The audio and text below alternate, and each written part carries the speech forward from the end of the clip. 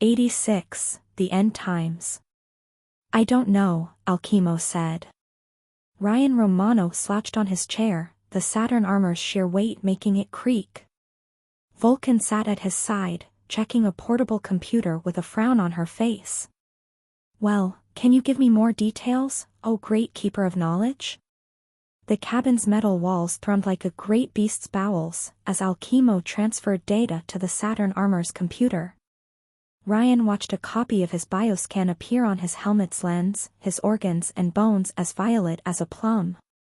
He looked in perfect health, even after engaging in a worrying amount of euphoric substances. As far as the scanners are concerned, you are an average monocolor violet genome, with no genetic anomalies whatsoever, Alchemo said. You can only blame yourself for your eccentricity. So Ryan wasn't a psycho, or at least not a conventional one. The courier considered it good news. Then how do you explain the chic jet black particles surrounding my body in the frozen time? I know that I do not know, Alchemo replied with a sarcastic tone. Don't bring Socrates into this. Whenever I develop a theory on powers and elixirs, meatbag, you invalidate it. The genius complained. I give up. The armor scanners record these black flux particles, but I don't know what to make of the readings, Vulcan admitted, a cute frown of frustration on her face. They keep changing. So these particles follow quantum superposition? Ryan asked. The results change depending on the observation method? No, the data keeps changing after being recorded. Vulcan turned her laptop in Ryan's direction, allowing him to see the screen. Lines of codes and words shifted before his eyes, from binaries to trinaries, from numbers to letters and stranger symbols. This substance actively refuses to be categorized, and passively alters reality when I insist. Vulcan ground her teeth in annoyance. Either that, or you gained a second power that falsifies my data. A blue power then, Alchemo said, jumping to the easy conclusion. I'm not yet colorblind, brain dead, Ryan said. I can tell black from blue. None of this makes sense, the cyborg complained, having grown angrier by the minute since they left the bunker. Perhaps the stress was getting to him? Ryan knew from experience that the genius didn't have a great mental fortitude. A paradox dimension? An energy that actively violates common sense? How do you want me to find logic in a situation that lacks any? If the rest of our theory about elixirs is correct, then this means you developed a link to this black world. Perhaps even a secondary power. Vulcan raised an eyebrow at Ryan. What are you waiting for? Try it out. Ryan froze time, black and violet particles floating around him while his other self appeared in a corner. The poor ghost only advanced a few centimeters per second, desperately catching up to the courier. Ryan glanced at his hands, and the black spots swirling around them, before raising them at Alchemo. Unlimited power. The time traveler shouted while wagging his fingers like a maniac. Power. And nothing happened. No black lightning, no blast of antimatter. Not even the thrill of unlimited cosmic power coursing through his veins. Nope, nothing I can figure out, Ryan said as time resumed. Damn it, why didn't the dark side come with a manual? Either I don't have a second power, or I need to figure out what it does before I can use it. Disappointing, Vulcan said, though she sounded more playful than angry. Do you still produce particles without the armor? No more than I generate visible violet flux without your wonderful suit. Ryan only produced black flux with the Saturn armor on. Neither did my main power mutate, as far as I can tell. His time stop worked perfectly fine, and his violet phantom hadn't changed either. Thus, his save point shouldn't have moved forward in time, though Ryan could only check by resetting. He was in no hurry to try that out yet. For all he knew, everything would return to normal on the next save, though his gut told him otherwise. The ultimate Darkling could apparently violate causality, so Ryan's condition had a chance to stick. Then this black flux works on another level than our physical reality, Vulcan theorized. Don't tell me you believe in souls? Alchemo grunted. I thought you were a rational person. A genome like Geist has no DNA for his elixir to hang on to, and yet persists as a freaking ghost, Vulcan pointed out. A similar thing happened with Ghoul as far as I know. A pity your slime friend killed him on its way out, Ryan. It could have helped us figure it out. Ghoul's remains hadn't risen up after Darkling threw them up, proving that even immortals could die. Ryan couldn't help but wonder how Black Flux would react to an inviolable object like lightning, but the courier needed information that even Mecran's databases couldn't provide. Knowledge from the same place where he might find a cure for the Psycho syndrome. Ryan would take a winter vacation next time around. Alas, they had other matters to deal with right now, as Short reminded him when she opened the cabin's door in full power armor. We're surfacing, Riri, she said, her voice firm and without any trace of hesitation. It's time. Finally, Vulcan said, as she closed her laptop. Time to put on my super suit. Your immense culture is by far your greatest quality, Ryan congratulated the Short genius, who responded with a smirk. So, you're coming with us? To his surprise, she shook her head in response. I'm afraid that's where we part ways. Boss orders. I'll scramble Dynami's communications on my way out, which should help a little. Ryan didn't hide his disappointment. Don't let the patriarchy tell you what to do, come fight the system with us. Yeah. Well, I like you, but not enough to disobey Augustus for your sake. You're a Saturday morning cartoon comedian, but that mofo is more lethal than Ebola. What's happening? Len asked, concerned. Is it about the carnival? She worried the last loop's event might repeat itself. Unfortunately, this loop's apocalypse would be much worse. Nah. You heard about that rabbit cryptid thing on the news? Vulcan asked, everyone looking away. Well, it's apparently a self-replicating killer robot, and currently assaulting our HQ. Augustus asked everyone to mobilize, which means they're replicating faster than he can kill them himself. The midget glanced at Ryan with a knowing look. You wouldn't have anything to do with that? Nah. He lied. I want to rule the world, not destroy it. She whispered into his robotic antennae, as if they were ears. I'm a genius, but I'm also a genius. So don't fuck with me. 2 loops too late for that. You should be fine, don't worry. With her height, the plushies would probably mistake her for a child. Yeah. Make sure to skip town afterward. I would be loath for us to end up on opposing sides. Vulcan rose from her seat with a grin, the laptop under her arm. I had fun. Same, the courier replied. Underdiver? Vulcan glanced at Len, much to the shy genius' surprise. Don't hang out too much with him. You've got a great future ahead of you, but I'm pretty sure he's going to live fast and die young. I'll keep that in mind, Len replied sheepishly, Vulcan leaving the room afterward with a shrug. Alchemo waited for Ryan's ex-girlfriend to vanish, before turning at the man himself. So, what will it be? UNT will stay behind on the submarine, so we can evacuate in short order, Ryan explained. If all went well, they could raid Lab 66 within a short time frame and flee before Dynamis could mobilize. You keep sending the brain maps to Livia in our absence. I already sent the ones you wanted, alongside a copy of Saren's molecular structure, the genius said, having failed to find a better solution. Am I forgetting one? Yes, he did. Brain dead, you're an asshole. Ryan's bluntness caused the cyborg to flinch. However, I've befriended assholes before, and someone taught me to let go of the past. To move on.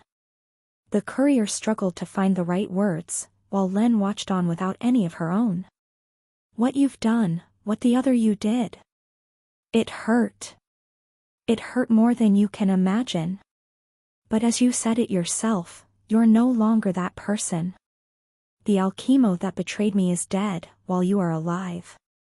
So, while it feels wrong, Ryan let out a long, long sigh. I will give you a second chance. Send your own brain map to Livia.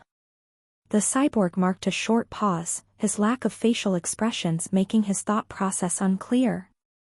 Thank you, Ryan. You won't get a third chance, the courier warned. So don't waste it. I won't, the genius promised, before excusing himself with a short nod. Is it wise to bring so many people with us, Riri? Len asked with concern once Brain Dead had left the cabin. No. But I would rather extend a hand and be disappointed, than never do so and stay alone forevermore. Livia has a point, fear and paranoia lead nowhere. Len looked at her best friend without uttering a word, her face hidden behind her helmet. What? Nothing, she lied, though Ryan didn't press the issue. Are you ready? Are you?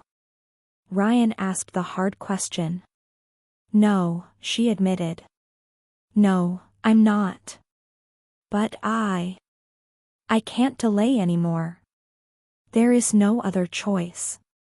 Well, let me put on an accessory and I'm ready to go. Ryan searched the cabin for the last missing part of his outfit, a black cashmere poncho, which he immediately put on his armor. How do I look? Len giggled, which the courier thought to be the most wonderful sound in the world. You look cute. I would have preferred you to say fearsome, but cute is nice. Besides, with all the plushies running around, I'm sure leprophobia will become mainstream soon. Even Ryan had to look that word up. It's nice to hear your bad jokes again, Riri, Len said, as they walked out of the cabin and through the submarine's narrow corridors. You've been somber lately. You noticed? Yes. Usually you joke all the time, but not so much anymore. Although, he asked. Your smiles reach your eyes now. She knew him better than anyone else.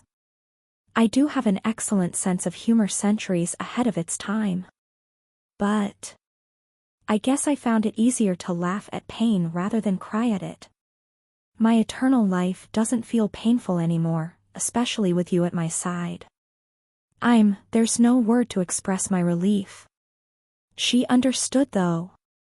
She had seen him cry for the first time in centuries. Ryan would have bet his hand that Len smiled warmly behind the helmet, and she raised her pinky.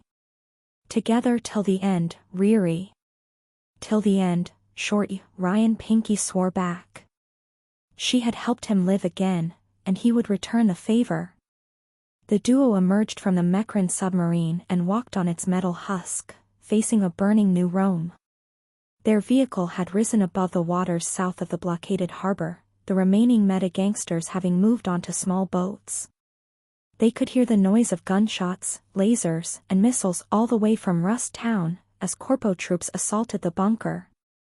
Toasty and the bunker's robots had been deployed to occupy Dynami's forces, while Ryan's group would sneak into the HQ from behind. If all went optimally, everyone would live through the attack. The courier had even made a copy of Toasty's AI, to ensure its survival. However, the sight of a flying sun shining in Rust Town's polluted skies complicated things. Much like in the previous loop, the carnival had chosen to collaborate with Dynamis. Considering how they dealt with Bloodstream, Ryan wondered if they had temporarily allied with the company to deal with the bigger threat, or if something else was at work in the background. To Ryan's surprise though, New Rome looked relatively unscathed.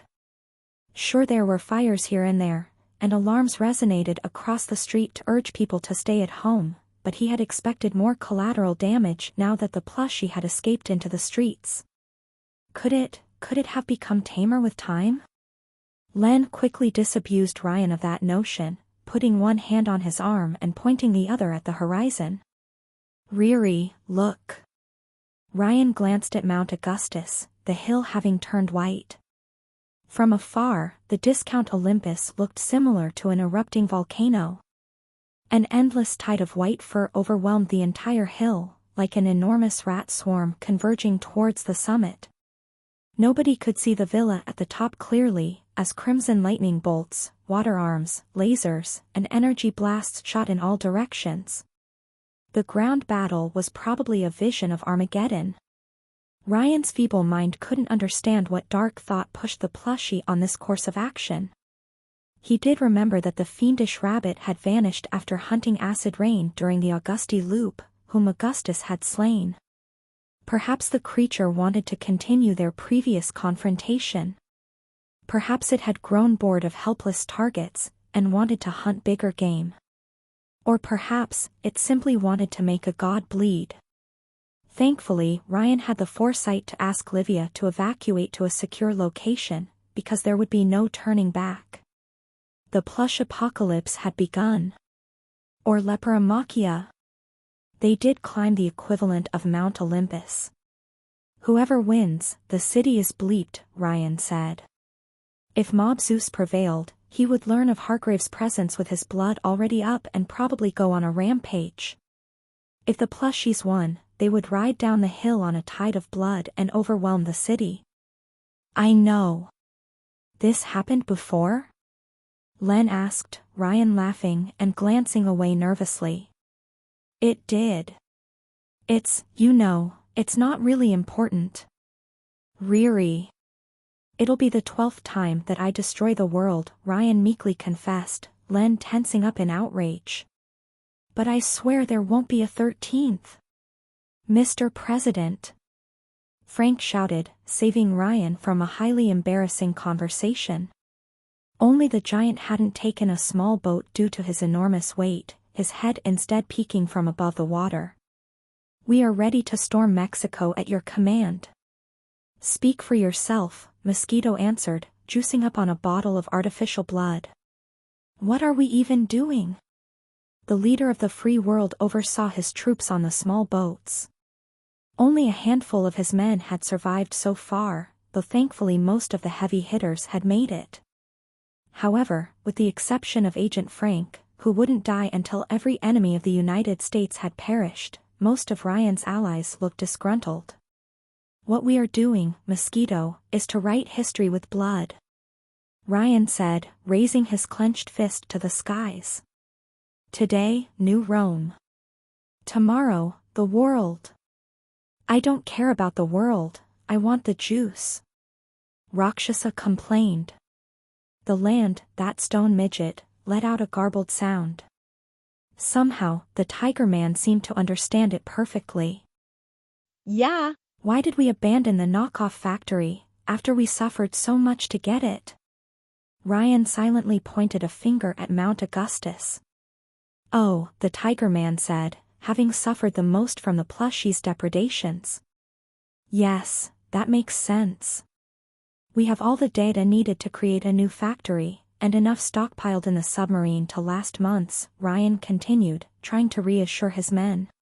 Then why don't we leave immediately? Acid Rain asked, biting her fingers. I'm not sure picking another fight is a good idea.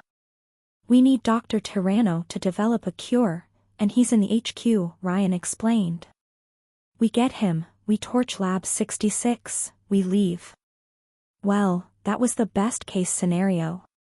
The worst one would involve a reload, but Ryan hoped he could borrow Dr. Tyranno long enough to develop a cure for psychos to use in the next loop. They could even relocate to Antarctica, escaping Dynamis and checking up on the Alchemist's base at once. Boss, I don't want to get choked, but the Corpos have the living sun with them, Mosquito pointed out, his voice meek and scared even after gaining in muscle mass. He can move faster than sound, and he can pick fights with Augustus. I say we run while we can. Yes, there will be other opportunities, Mongrel said with a nod. I want to get cured, boss, but can't we wait for a better opportune? Saren sent a minor shockwave towards the sky, startling everyone. Haven't you learned, she said, as everyone focused on her person. This guy is a gambler. The cheating kind. The kind that always wins. Ryan's vice president pointed at her superior with her finger, prepping him up. Adam spent weeks trying to crack that bunker open, and he did it in a fortnight, she shouted, with a charisma the courier didn't expect from her. Adam always promised us a cure and never delivered, but this guy? This guy is pointing the way. Dynamis, Augustus, the goddamn carnival? He ran circles around them all, humiliated them. Do you think this time will be any different? Only President Ryan can save America. Frank roared. Exactly. Saren said. This guy brings a nuclear bomb to a gunfight and wins his wars with a goddamn alien. This guy doesn't play by the rules. He fixes the game and gets away with it. Would you bet against a cheater? Well, I won't. He's going to rob the whole casino, and we'll only get a share if we follow. They say the house always wins? I say we burn it.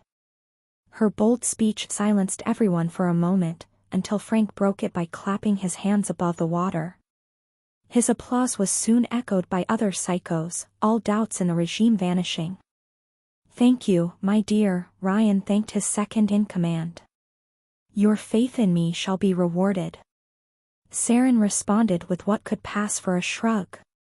Remember your promise, or I'll haunt you. I swear, I'll find a way to come back. I swear to repeat my term in office, as many times as it takes to fulfill my campaign promises, Ryan replied.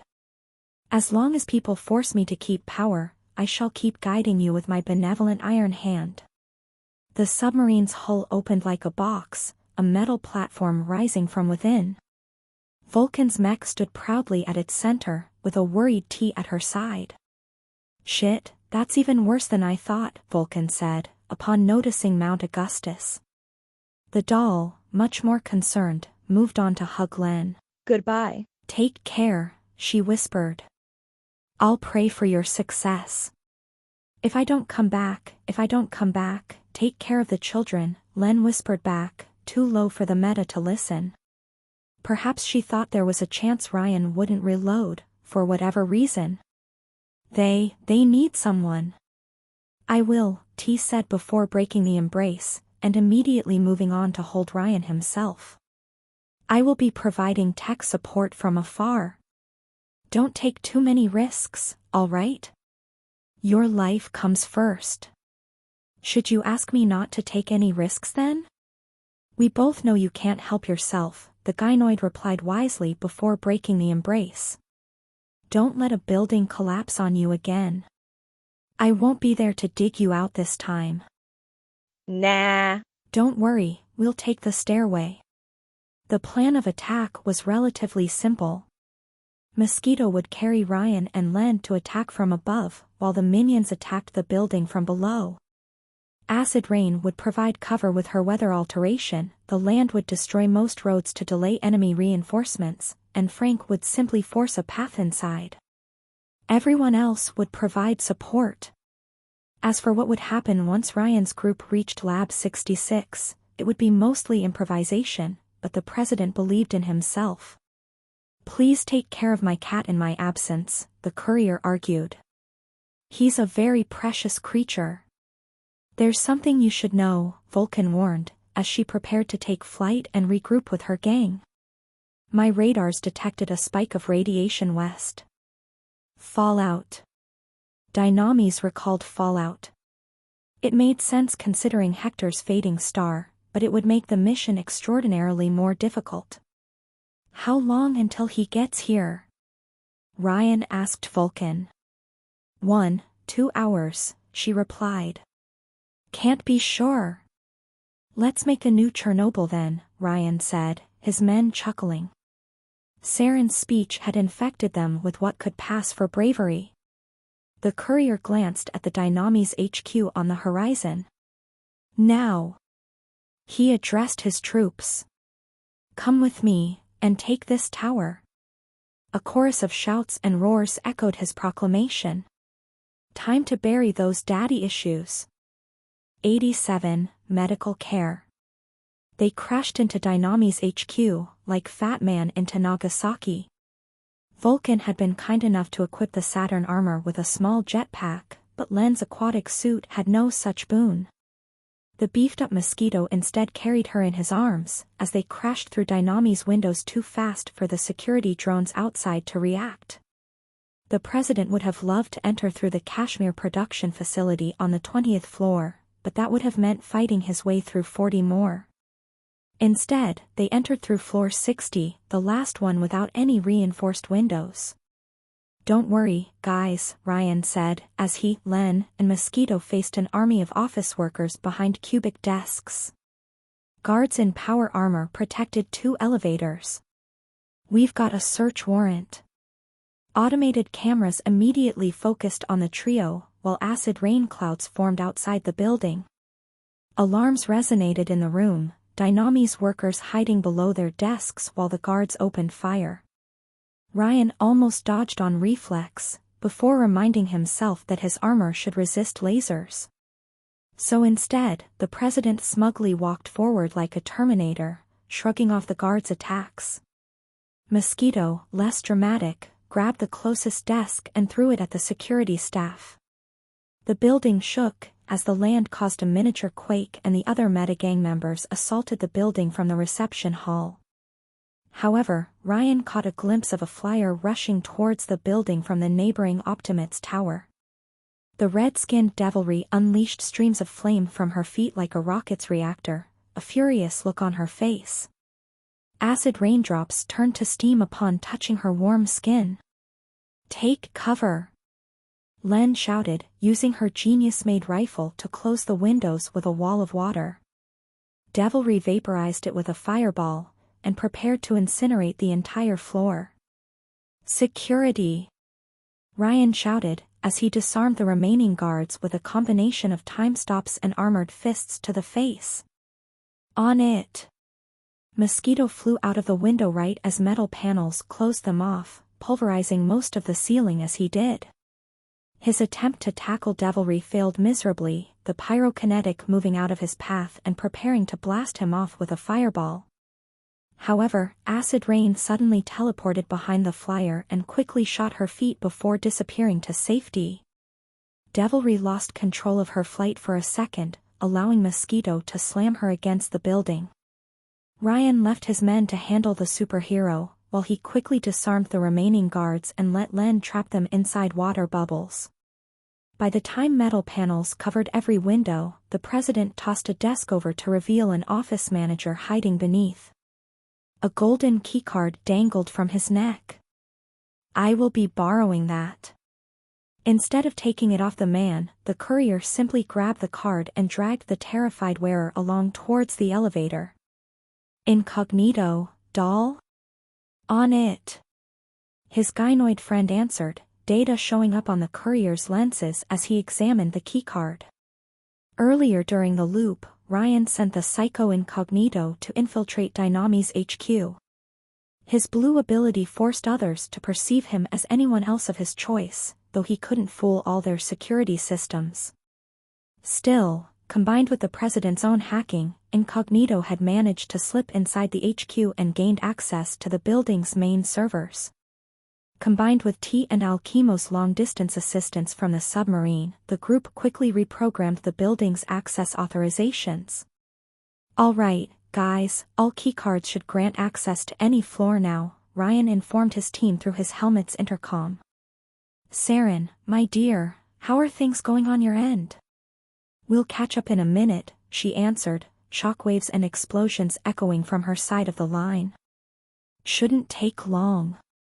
Wonderful, Ryan replied, before applying the keycard against the elevator's security system.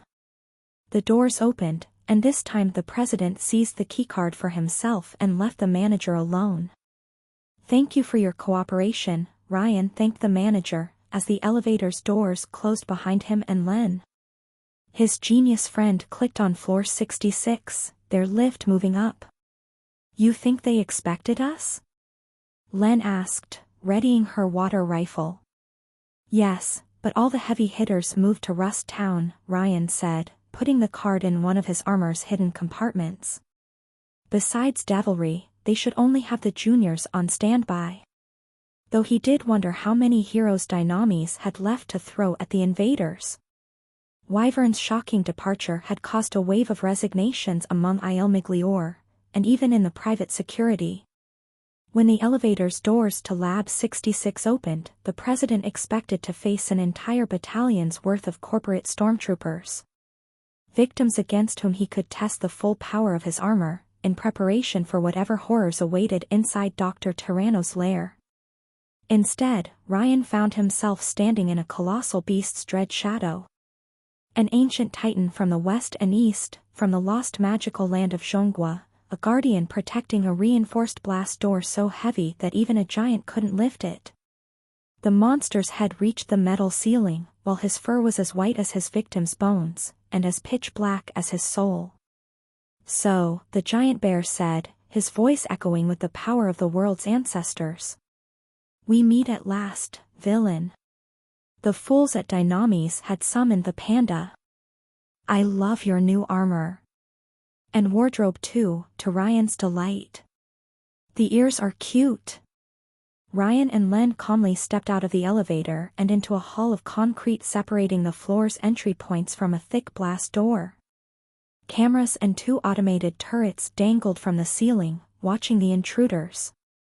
3 fearsome guardians stood between the forces of the United States and their objective, the Panda, Ryan's most powerful rogue, Wardrobe, wearing a black and white Brioni tuxedo, and Reload, wielding a laser blade and eager for payback.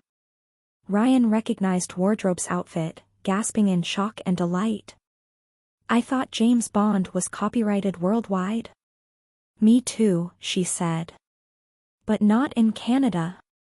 Those hockey-loving traitors. Well, now I know which country we're invading next week." "Step aside," Len said with her weapon raised, not in the mood for jokes. "You're fighting on the wrong side." "The wrong side?" Reload snarled angrily. "You brought New Rome to its knees and threatened it with a nuclear bomb. And your boss mass-marketed a psycho in a bottle, who is waiting right beyond that blast door by the way," Ryan pointed out. While Reload didn't believe him, both Wardrobe and the Panda clearly winced. "It's the pot calling the kettle black." "As if I would believe that." Reload snarled, weapon raised.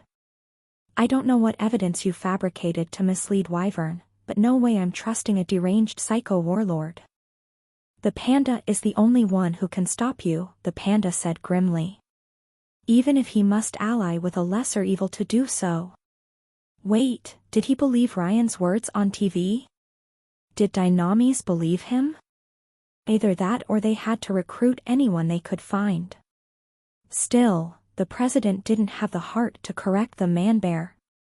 "I'm sorry, but they arrested my girlfriend when they realized she took money from you, and I have to play nice to get her out," Wardrobe said, raising a Walther PPK at Ryan's armored head.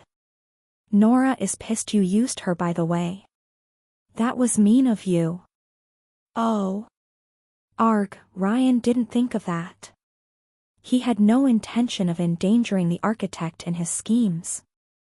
"I shall buy her forgiveness, with Australia." Wardrobe carefully considered the proposition. "I think she would prefer France. Is France on the table?" "For Nora, everything is on the table," Ryan reassured her. "Sweet. You can tell her that when I bring you in." Reload let out a shout of rage, blade raised, as he charged at the president without any regard for diplomatic protocol. Ryan lazily glanced at him with utter disdain, while Len pressed her water rifle's trigger. A second later, the hero floated inside a bubble of pressurized water, his laser blade on the ground. Wardrobe opened fire without skipping a beat, aiming for the Saturn armor's lenses. Ryan quickly dodged, while Reload was trapped in a cycle of death by drowning, followed by rebirth. Mr. President, the panda tried to look brave and confident, but the poor man-bear couldn't hide his fear. He raised his paws and adopted a kung fu stance. I'll fight you, in justice's name. I am Saturn now. Ryan flexed his unlimited power, by raising an authoritarian fist raised to the heavens. You expected to face a president, but instead, you've found a god. God or not, you won't get past me. The panda leaped at Ryan with all his might, while Wardrobe kept providing cover fire. You won't get past the panda. Ryan raised his hands, roaring as he prepared to meet his destiny. Pop, pop. Ryan froze in place, as he faced two bubbles of pressurized water. Len had shot both heroes with her weapon. The time traveler had heard pandas were wonderful, elegant swimmers, but not this one. His short legs wagged in the water bubble, keeping him imprisoned, the bear unable to fight the intense pressure. Len had improved the design after Ryan informed her Psyshock could still move inside them. Wardrobe wasn't doing any better, though she changed to a mermaid outfit to avoid passing out. Ryan sighed, glaring at his partner. Shorty. What? She asked, confused. Shorty, I love you, you know that, Ryan said, pointing a finger at the three trapped heroes in the room, but you can't bubble all your problems away. Riri, we are on a schedule, she replied, unapologetic. My father is beyond this door. Yes, I know, but, look, Shorty, it's like strolling through a garden without smelling the flowers. You're missing the important part. Even the defensive turrets opening fire on them didn't improve Ryan's mood, the weapons failed to pierce the duo's armors. The president raised his arms at them to reveal Vulcan's hidden lasers, blasting the defenses to smithereens. Splash! Ryan turned around to see Wardrobe wearing a toga and a coral crown, a trident of light in her hand. The water that kept her contained swirled around her weapon like a liquid snake. Poseidon's costume. Before Wardrobe could point her weapon at her trapped allies' bubbles and free them, the courier quickly moved to disarm her with a kick. Her trident vanished into dust particles the second it left her hand, the water falling on the ground. Yuki switched costumes to that of a ninja in order to leap away from the courier and dodge another bubble from Len. Ryan raised a hand to prevent his sidekick from interfering. Open the door, Shorty, he said, eager for a duel. I shall take good care of her. You underestimate my power. Wardrobe replied, picking up Reload's laser blade and switching her costume for a fencer's one. Look, I swear we will free your girlfriend on our way out, Ryan said. I'm a villain with class, I don't endanger my nemesis family. Just don't hate me over that blunder. I don't. Wardrobe replied while doing some footwork. I believe you, and Enrique confirmed it. If they didn't have Nora, I would have walked out like Felix did. Wardrobe was only making a token effort at defending the place, to keep up appearances. No wonder she didn't bring out the Apocalypse suit, or the Augustus costume. In that case, he would make it a performance. So be it, Ryan replied while revealing hidden switchblades hidden in his armor's arms. Wardrobe's eyes widened at the sight, realizing she would get the duel of her dreams. I shall show you the true nature of the Oval Office. The two duelists appraised each other for a solid minute, before charging at each other with roars. Len ignored them both, as she started cutting open the blast door with a stream of pressurized water. A solid laser clashed against Mecran-made steel, neither able to penetrate the other. The duo danced to the tune of a song that only existed in their head, though Ryan hummed Duel of the Fates to himself. Wardrobe leaped, and sidestepped, and pierced forward. The president pushed, smashed, and forced her back. The blades drew lines in the concrete walls, sending sparkles everywhere as they clashed. No word could describe the deadly duel they engaged in.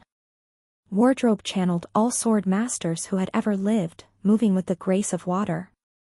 Ryan fought with experience accumulated over centuries, a perfect style honed through countless iterations. They were evenly matched. But Saren had been right about one thing. Ryan cheated. The president stopped time, and when it resumed, he pointed Wardrobe's own blade at her throat.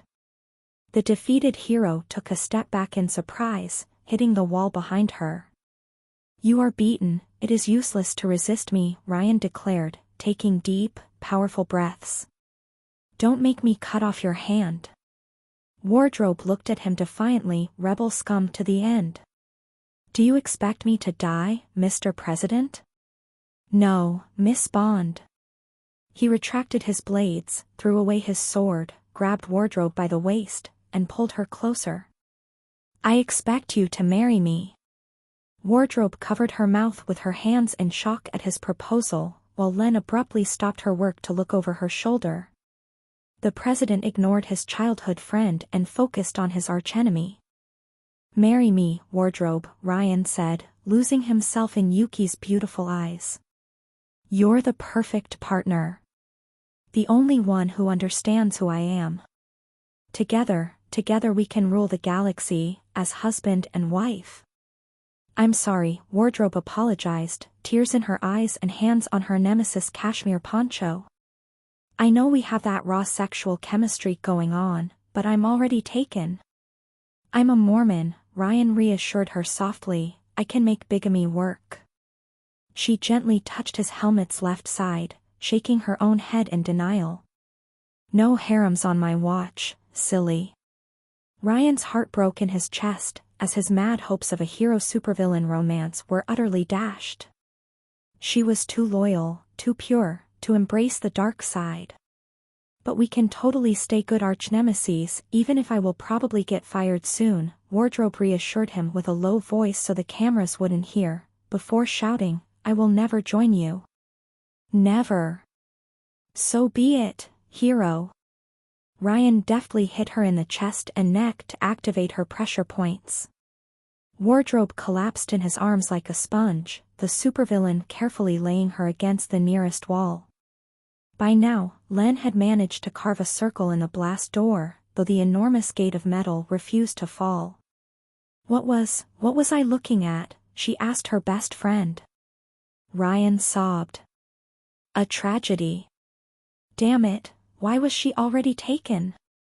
There was no justice in this world." Instead of answering, Shorty shook her head.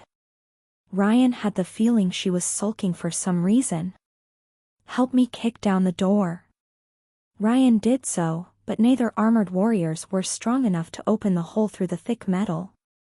The president hesitated to use his chest blaster to get around the problem, only to hear the elevators open behind him. He half expected a battalion of Dynami's men to try to ambush them. Instead, Saren and Mongrel moved into the hall. Hazmat Girl barely took a glance at the room before figuring out the situation, raising her hands at the metal door. "Move out." Ryan and Len hastily obeyed, right before Saren blasted a hole into the next room.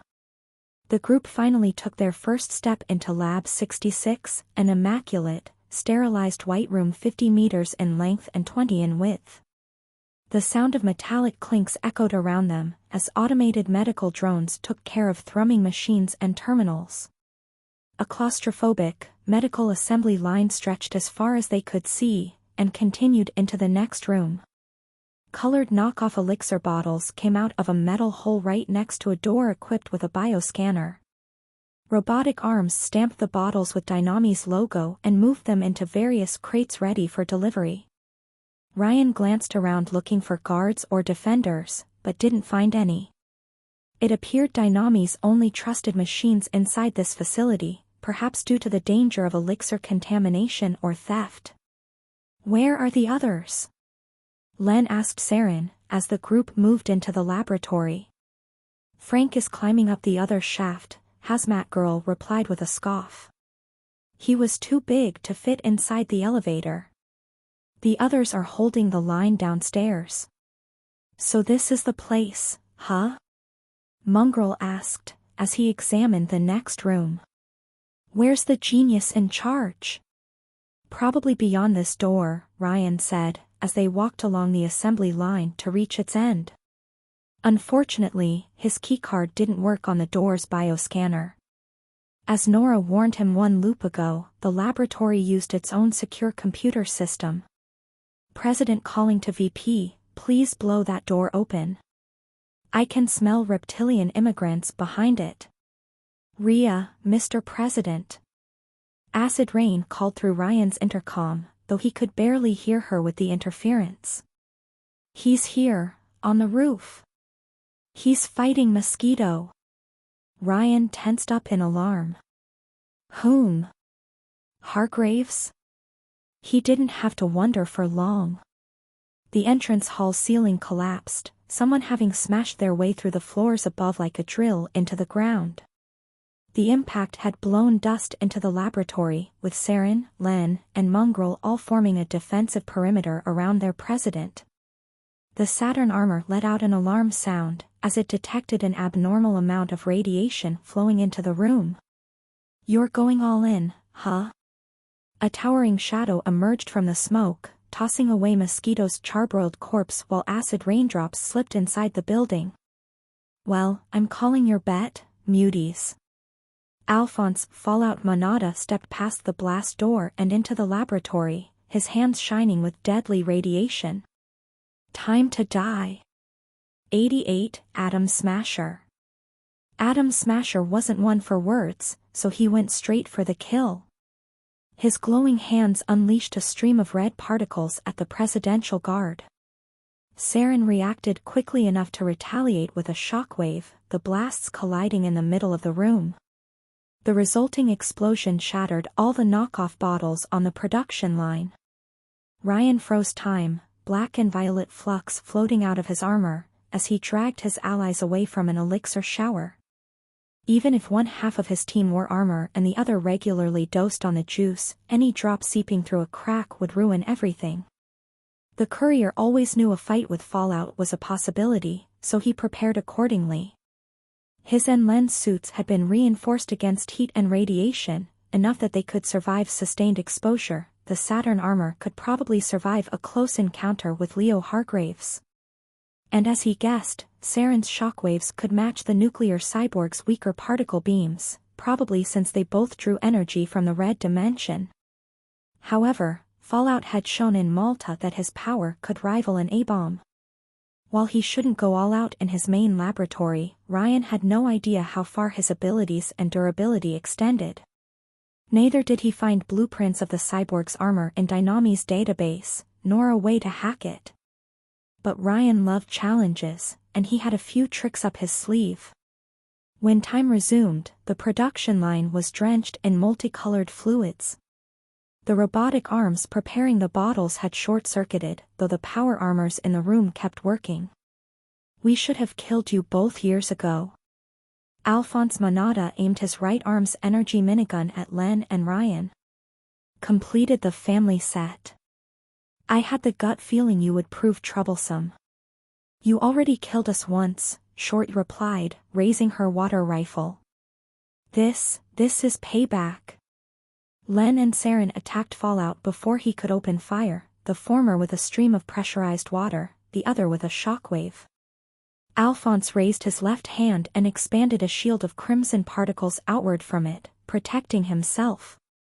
He then opened fire with his minigun, unleashing a volley of plasma shots. What the weapon lacked in accuracy, it more than made up in firepower. The projectiles tore through walls and machines like butter, forcing everyone to dodge. Mongrel and Shorty managed to duck out of the way, but Ryan had to freeze time to spare Saren 5 holes in her suit. You know, if I keep saving you, people will start talking, Ryan told his damsel in distress once time resumed. Don't focus on me, take down that jackass, his VP snarled back. I don't need help. Mongrel used an aerokinetic blast to propel himself towards the ceiling, and then threw a fireball past Fallout's particle shield from his vantage point. The flames heated up the metal armor, but failed to inflict any damage while Alphonse slowly stepped forward. The reinforced walls were starting to look like cheese. Minions, keep him busy, Ryan ordered his troops, while he dashed forward. Shockwaves, flames, and pressurized water forced Fallout to raise his shield, leaving his back exposed. The courier stopped time and a purple phantom raced after him. Ryan crossed dozens of meters in a dash, dodging plasma bolts frozen in midair as he tried to figure out a plan. One of his devices could probably take down the nuclear disaster, but the cyborg's power armor might have a countermeasure. The group needed to soften Fallout up first. 10 seconds. The courier bent a corner around the room, the ghost of the future past gaining ground on him. But it was nowhere close to catching up. 15 seconds. Ryan positioned himself behind Fallout, his feet anchored in the ground. 20 seconds. The ghost almost reached Ryan before the courier unpaused time. He activated his armor's chest blaster, unleashing a searing white burst of energy from it. As Vulcan warned, the recoil almost threw Ryan on his back. The intense heat created a bubble of compressed air around the cannon that pushed him backward, but the armor's servos held. His cashmere poncho, however, turned to dust, another victim of this bloody, senseless war. The blast hit Alphonse Monada in the back and propelled him forward like a cannonball, the impact tearing the minigun from his arm. Ryan's teammates dodged out of the way as he crashed into the reinforced door. Already weakened by the minigun fire, most of the wall collapsed and Fallout continued his flight into the next room. Ryan let out a cough, his chest burning. It came from the heart, as they said. Nice shot, Saren mused. Is that what a drone strike looks like? Sometimes, a leader must get his hands dirty, Ryan replied. He's not dead yet, Len warned as she stepped into the next room, right before letting out a horrified wail. The rest of the group quickly followed, and froze. The next room contained an entire factory so large, the ceiling probably took space from the floor above. A maze of machinery and tangled pipes formed the next part of the assembly lines, bordered by a catwalk wide enough to let a battalion walk in formation. Ryan guessed that this allowed groups of soldiers to take positions in case of an emergency. Strange devices covered in bulbs and flashing lights thrummed as they vomited knockoff elixirs. The usual mad scientist lair, in short.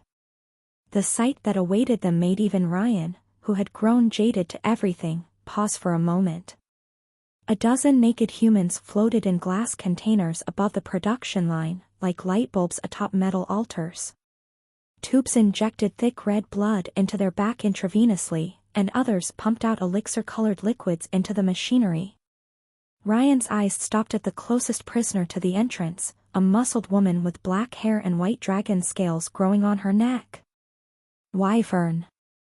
Ryan also noticed a carbon copy of Devilry, and a feathered man which he identified as Windsweep, the Tempest knockoff's template. Others the courier didn't recognize, but one pod contained a half-formed embryo of a panda-human hybrid. Clones. They were modified clones of the knockoff's templates, transformed into living organ processors. Bloodstream's fluids passed into them, absorbing their genetic material before being processed into knockoffs. Shit, Saren said, unable to take her eyes off the clones. Mongrel had a similar reaction. I've been drinking people?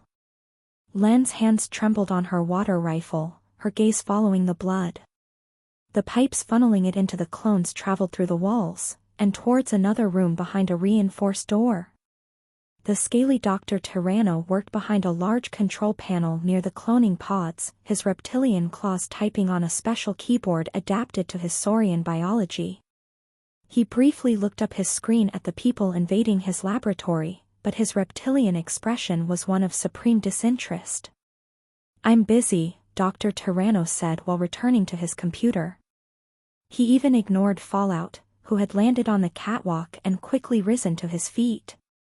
Take it outside and come back later. I'm on the verge of a breakthrough.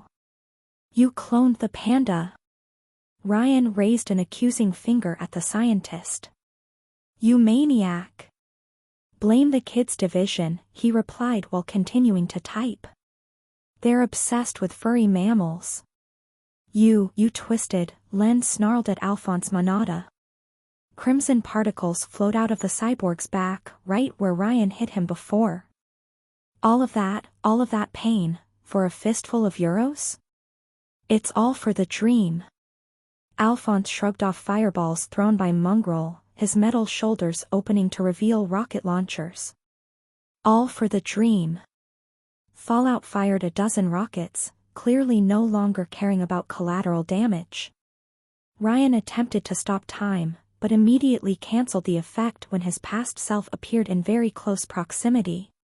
The armor extended his time stop, but also his cooldown period. The president activated the suit's laser weapons while shielding Len with his body, Saren assisting him in blowing up the projectiles before they could reach them. While they avoided a direct hit, stray shrapnel ripped holes in Saren's suit and Mongrel's chest. Explosions shook the lab as Alphonse's projectiles hit the ceiling, the assembly line, and the cloning pods. One rocket incinerated the panda's misshapen duplicate, while another damaged the pipes and caused blood to drip onto the catwalk. Though Len's armor was undamaged, she looked at the red fluid with fear and disgust.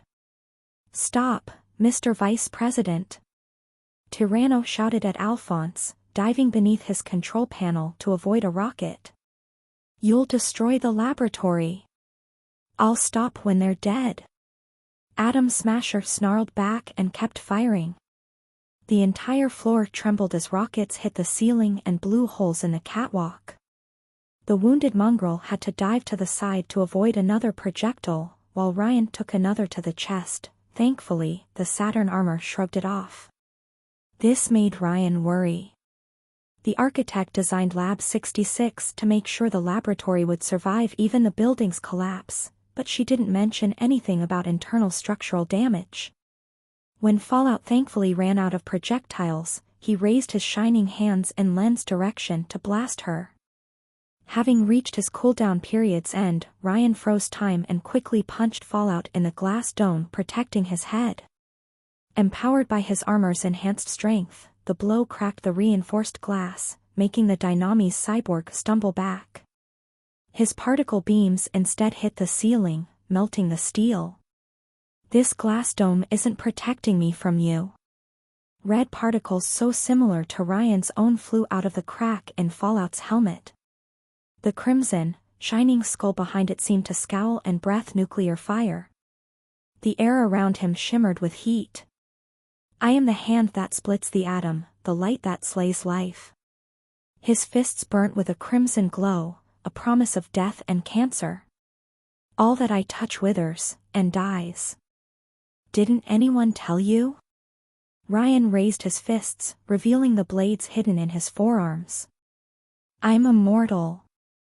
Alphonse attempted to grab the courier's head with his glowing hand, and he was surprisingly faster than he looked. Ryan deftly dodged and responded with a punch of his own, but to his surprise, Fallout managed to deflect the blow and counter with another. "You know Krav Maga?" Ryan asked in disbelief, but the armored cyborg responded with a particle beam to the face. The courier lowered himself to dodge the attack. "Minion! On it!" Powering through his injuries, Mongrel launched an aerokinetic blast of air at Fallout's left knee, making the heavy colossus stumble. Ryan exploited the opening to ram his fist and blade through the cyborg's helmet. Though the glass dome shattered into tiny pieces, releasing red particles into the air, Ryan's retractable blade also shattered upon hitting Fallout's skull. Perhaps the courier's previous clash with Wardrobe had weakened it. Fallout exploited Ryan's brief surprise to viciously headbutt him, his skull unleashing an energy pulse on impact.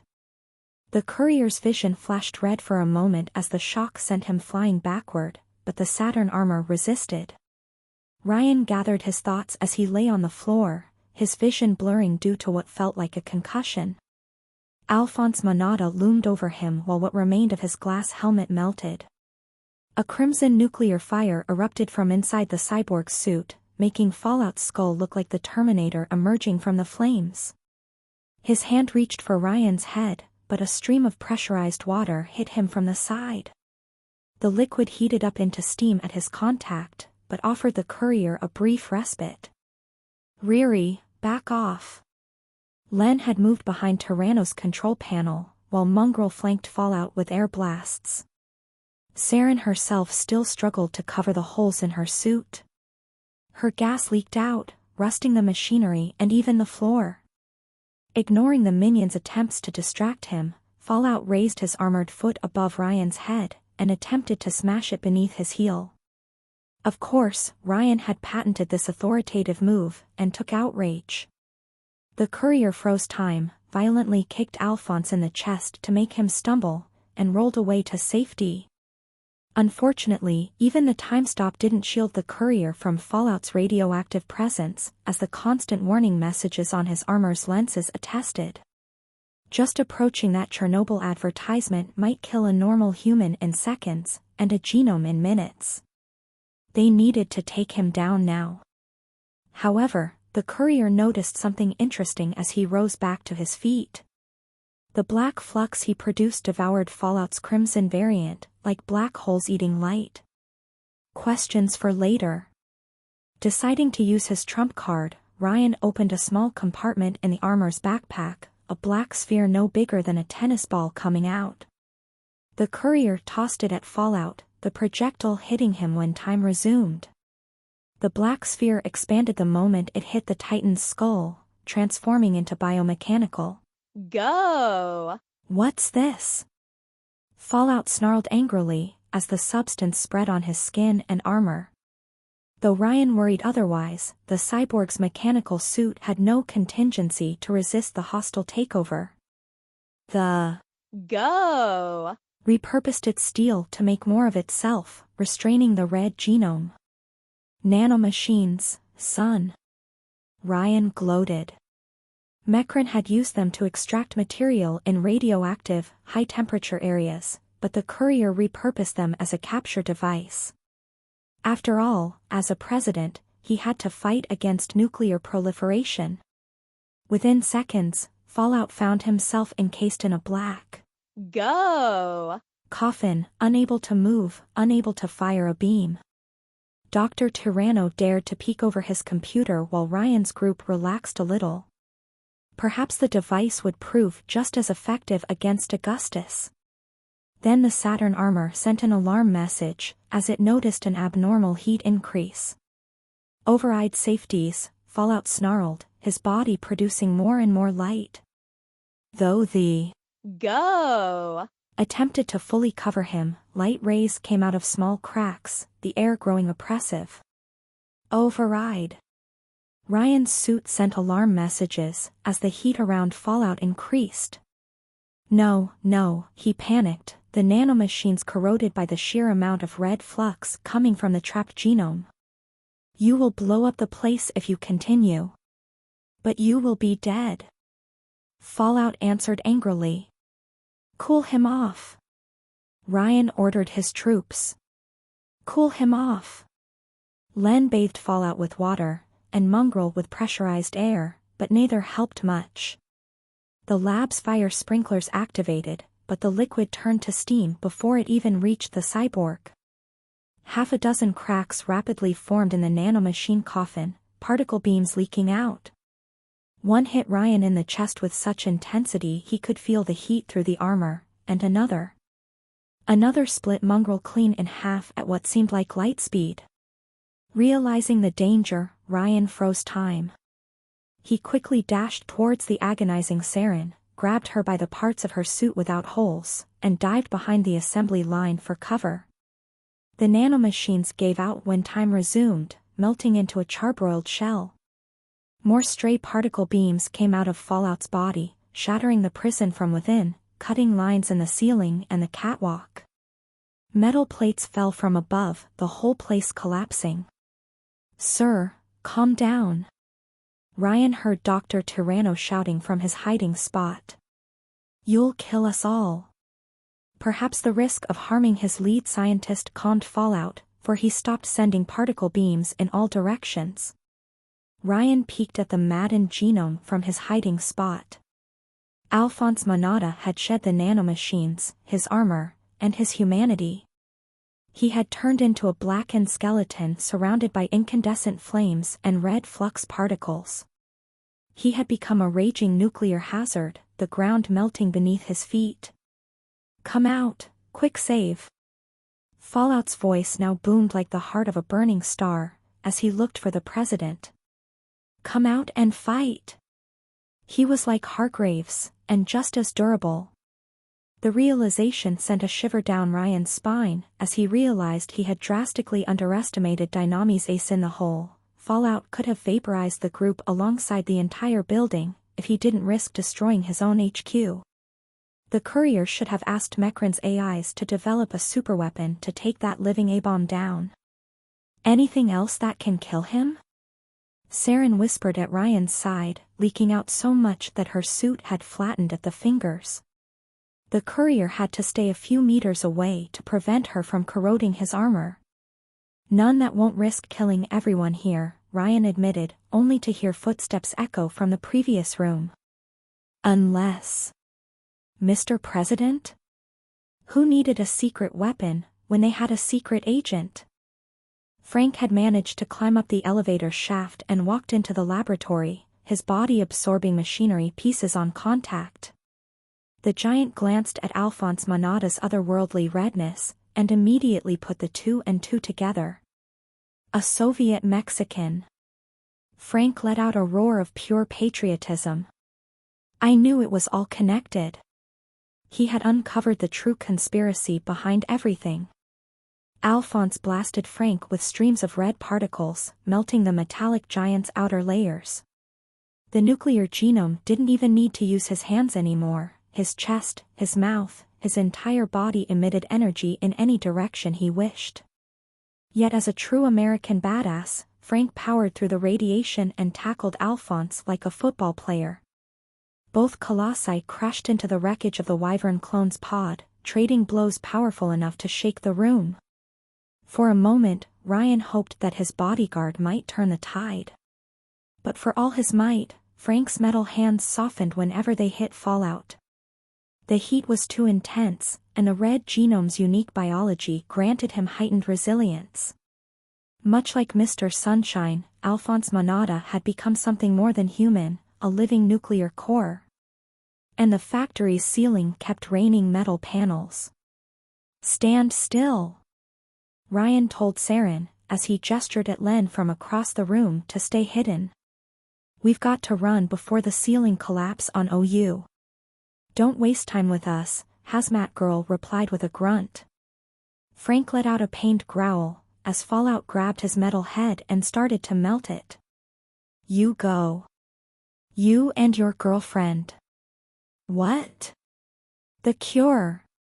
Saren shouted from behind the assembly line and blasted Fallout off Frank with a shockwave. The radioactive genome bled light and the sustained blast made him stumble, but it didn't throw him off balance. "You need the data inside this place?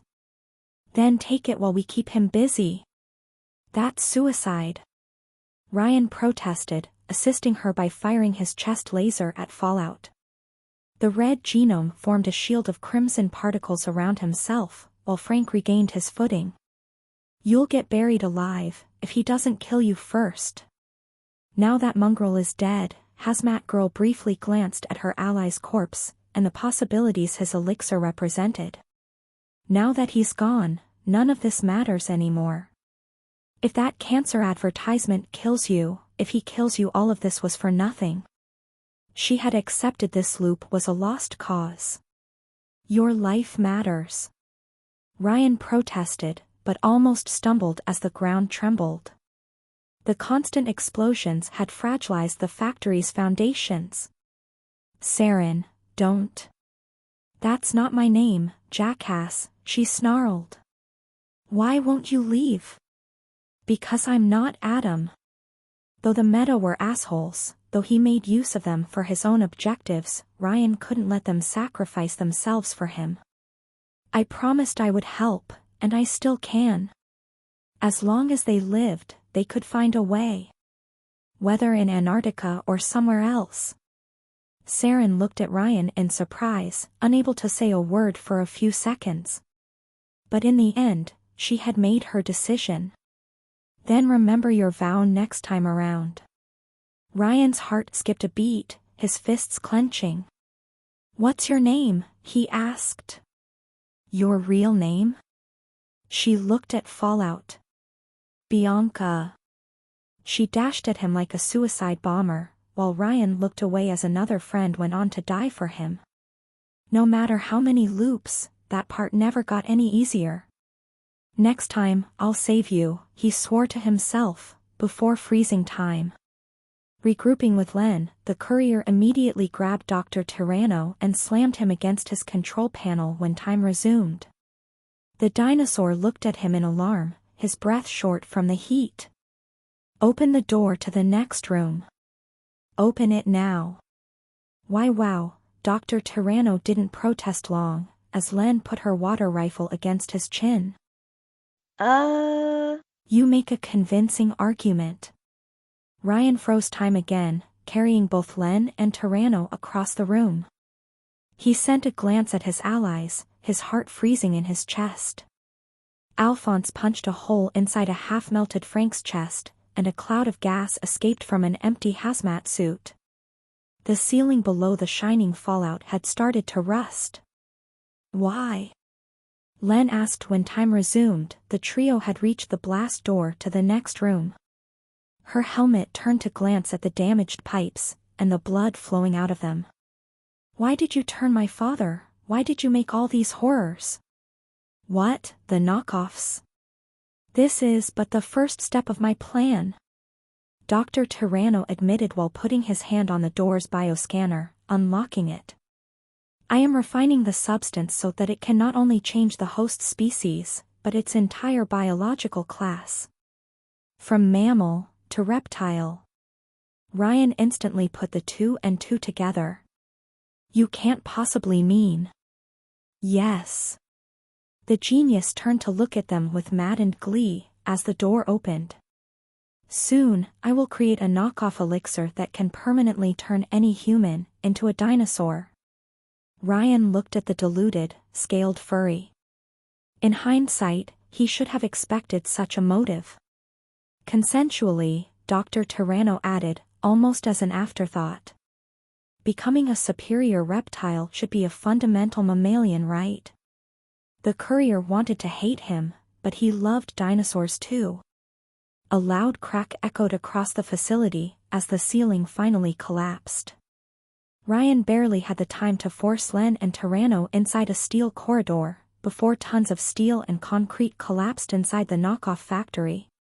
Alphonse, Frank, and Saren vanished from the courier's sight as they were buried alive. Dust and smoke flowed inside the corridor, while debris closed the exit. Ryan and Len exchanged a silent glance, none of them uttering a word. The others had earned their minute of silence. Ryan, Len, and Scaly reached the heart of the facility after a short walk, a large, dimly lit atrium of thick steel and concrete.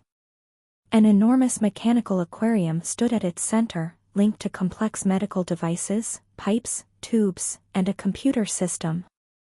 As for the fish swimming inside, it was a true Shoggoth, an eldritch blob more deformed than Darkling had ever been. A dark red, protoplasmic slime as large as a house, a shapeless, twisted amoeba with temporary eyes forming on its putrid surface. If that thing had once been human, one couldn't tell so at first glance. And yet in spite of everything, Ryan recognized him. It was him, in all his bloody, mutated glory. His long-dead nightmare had risen from the ashes. Len dropped her water rifle at the floor, rushing to touch the glass with her hand. The blob's eyes looked at his daughter, both reunited at last. In the end, blood called to blood.